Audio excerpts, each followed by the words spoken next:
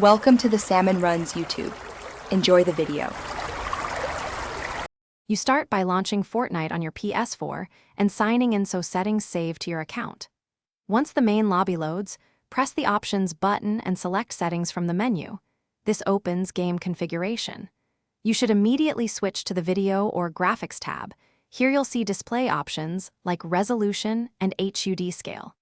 Make sure your PS4 is connected to the correct HDMI input and TV mode. Otherwise, changes may not show correctly on screen.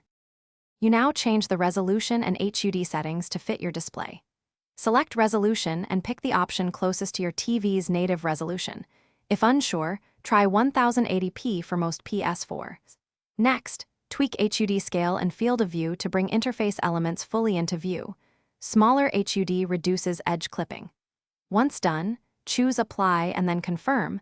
The game will show a countdown to keep or revert changes. If the picture looks wrong, the revert will restore. You finish by confirming settings and testing in a match to verify the entire UI is visible. If HUD or edge content remains cut off, make sure to adjust your TV's overscan or picture size to normal or full pixel.